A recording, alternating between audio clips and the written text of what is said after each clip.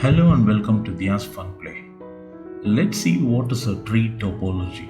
Tree topology is a type of network topology where devices are connected hierarchically like a tree with a root node and various branches and leaves. The root node is connected to many levels of child nodes, forming a hierarchy.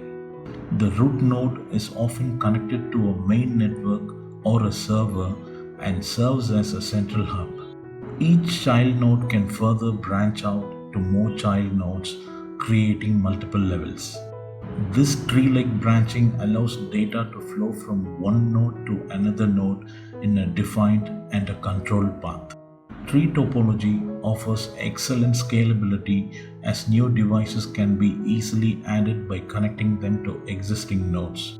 Tree topology is well suited for large organizations as it is easier to manage and troubleshoot network issues. Tree topology is versatile and can be used for both small and large networks. It's especially useful when you have multiple departments or sections that need to communicate within an organization. Tree topology can be implemented using standard networking equipments like routers, switches, and cables, etc.